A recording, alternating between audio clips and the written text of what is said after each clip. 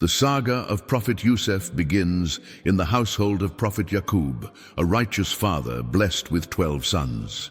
Among them, Yousef and his younger brother Binyamin, born to the same mother, held a special place in Yaqub's heart, though he loved all his sons equally. Yousef, even as a young boy, radiated a purity and grace that set him apart. One morning he awoke trembling from a vivid dream, his eyes wide with wonder. Rushing to his father, he exclaimed, "Oh, my father, I saw 11 stars, the sun and the moon bowing before me in prostration." Yaqub's heart swelled with joy, recognizing the divine portent that his son was chosen by Allah for prophethood. Yet, a shadow of concern crossed his face. He knew his older sons harbored envy toward Yousef, perceiving him as favored. "My dear son," Yaqub cautioned, "do not share this dream with your brothers, lest they plot against you, for Shaitan sows discord among men." Yousef nodded, trusting his father's wisdom. But the seeds of destiny had been sown. As years passed, the envy in the hearts of Yousef's older brothers festered, their resentment fueled by the attention Yaqub seemed to lavish on Yousef. They whispered among themselves, "Why is Yousef so special? Are we not worthy in our father's eyes?" Unable to quell their bitterness, they devised a sinister plan to rid themselves of their brother. Approaching Yaqub, they said, "Father, let Yousef join us on a journey to the fields. We will play and tend the flocks together." Yaqub, sensing their ill intent, hesitated, his heart heavy with foreboding. "I fear for his safety," he replied. But the brothers persisted, assuring him, "We will protect him." Reluctantly, Yaqub relented, praying for Allah's safeguarding over his beloved son. The next dawn, Yousef set out with his brothers, his innocent heart unaware of their treachery. They traveled far, seeking a well deep enough to conceal their deed. When they reached a secluded spot, they feigned a need for water, luring Yousef to the well's edge. Suddenly they seized him, their hands rough and unyielding. Yousef struggled, his voice breaking as he pleaded, "Brothers, why do you do this? Let me go." But their hearts, hardened by envy, ignored his cries. With a final push, they cast him into the well's dark depths, his shouts echoing as he fell. Cold and unrepentant, they turned back, weaving a tale of deceit. Smearing Yousef's shirt with sheep's blood, they ran to Yaqub, weeping. "O father, we raced among ourselves, leaving Yousef with our belongings, and a wolf devoured him." Yaqub's eyes narrowed, piercing through their facade. "If a wolf had taken him, this shirt would be torn," he said, his voice steady but laced with grief. In his heart, he believed Yousef lived, clinging to faith and praying daily for his son's return, saying, "Beautiful patience is my refuge, and Allah is my aid." Meanwhile, Yousef, bruised but unbroken, clung to a stone ledge within the well, his heart turned to Allah. "O Lord, deliver me from this trial," he prayed, his voice echoing in the darkness. His supplications were soon answered. A caravan bound for Egypt paused at the well to draw water. As they hoisted the bucket, they gasped to find a boy, radiant with beauty, grasping the rope. Whispering among themselves, they saw Prophet in his striking appearance and resolved to sell him as a slave. Binding Yousef in shackles, they carried him to Egypt's bustling markets, where he was auctioned to the highest bidder, Al-Aziz, the treasurer of Egypt, a childless man of influence. Moved by Yousef's grace, Al-Aziz instructed his wife Zulaikha, "Care for this boy well. He may serve us or become like a son." Thus, Yousef entered a new chapter, far from home but under Allah's watchful care. In Al-Aziz's household, Yousef grew into a young man of unparalleled handsomeness, blessed by Allah with wisdom and integrity. His honesty and diligence won Al-Aziz's trust, who appointed him overseer of the household, a role of great responsibility. Yet, prosperity brought a new trial. Zulaikha, captivated by Yousef's beauty, developed an obsessive longing for him. Day after day, her desires intensified, clouding her judgment.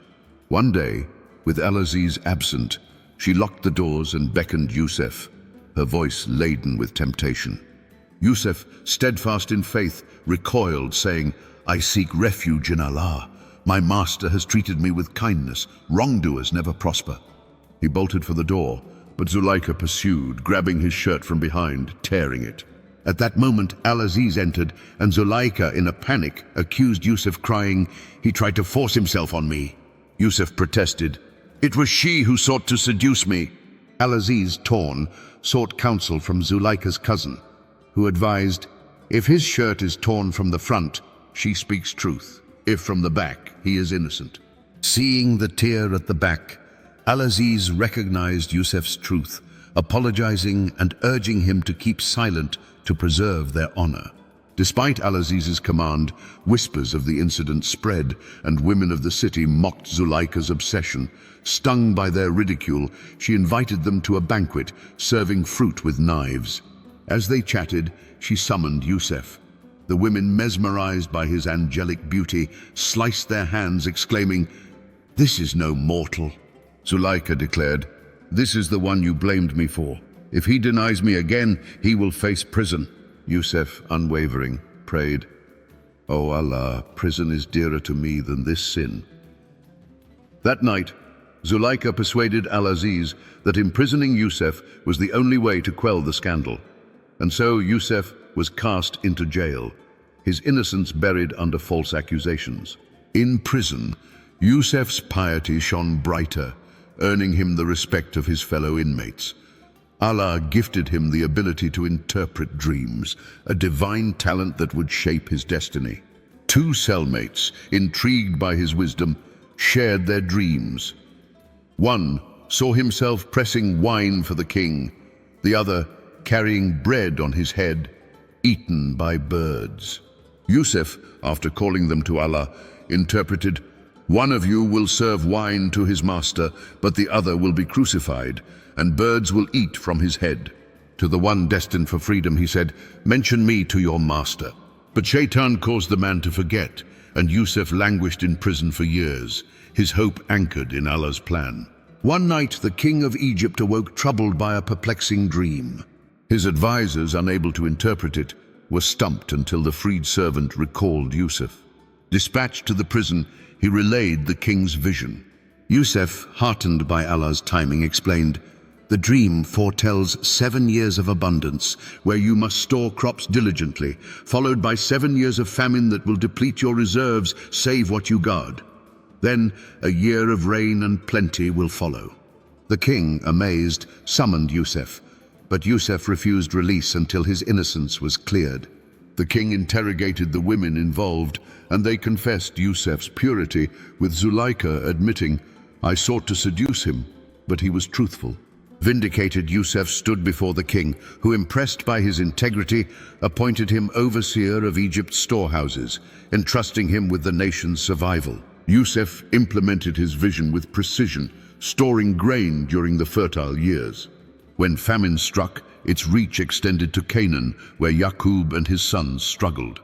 Yaqub sent all but Binyamin to Egypt for provisions. Yousef, now a powerful figure, recognized his brothers but concealed his identity. He provided grain, inquiring about their family, and learned of Yaqub and Binyamin. "Bring your youngest brother next time, or you'll receive no more," he said, secretly returning their payment in their sacks. Back home, the brothers pleaded, "Father, we need Binyamin to secure more grain." Yaqub, scarred by Yousef's loss, raged, "Shall I trust you with him as I did Yousef?" But necessity forced his hand, and he sent Binyamin, extracting their oath to protect him.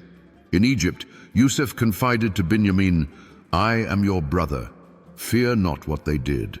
He filled their sacks, planting the king's golden bowl in Binyamin's bag. As they departed, soldiers stopped them, finding the bowl. "Thieves!" they accused. The brothers, horrified, recalled their vow to Yaqub. They begged, "Take one of us instead." But the soldiers refused. The eldest brother vowed, "I will not leave until my father permits or Allah decrees." The others returned to Yaqub, who, learning of Binyamin's detention, wept until blindness claimed his eyes. The brothers returned, pleading with Yousef. Speaking their native tongue, he asked, "Do you recall what you did to Yousef?" Realizing his identity, they trembled, but Yousef reassured them, "May Allah forgive you. Take my shirt to my father. It will restore his sight." The brothers obeyed, and as the shirt touched Yaqub's face, his vision returned, a miracle from Allah. Overwhelmed, they sought forgiveness, and Yaqub prayed for their redemption. The family journeyed to Egypt, where Yousef welcomed them, raising Yaqub onto a throne. "O father," Yousef said, "this is the fulfillment of my dream. Allah has been gracious, delivering me from prison and reuniting us after Shaitan's discord. My Lord is subtle in his plans, the all-knowing, all-wise." Prophet Yousef's life is a testament to patience amid adversity. From a dream of greatness, he faced betrayal, slavery, and imprisonment, yet never wavered. He could have despaired, questioning, "Why these trials if I am destined for glory?" Instead, he trusted Allah's wisdom, excelling in every role, slave, prisoner, leader, with integrity and kindness. His story teaches us to hold fast to faith, treat others with respect, and believe that Allah's plan unfolds perfectly, even through hardship. May we draw strength from Yousef's example, seeking Allah's pleasure in all we do. Thank you for joining us, dear brothers and sisters. If Prophet Yousef's journey inspired you, like and subscribe for more stories of faith and resilience. Let us reflect on his patience and trust, striving to emulate his devotion. Until next time, may Allah bless you with guidance and peace. Assalamu alaikum wa rahmatullah.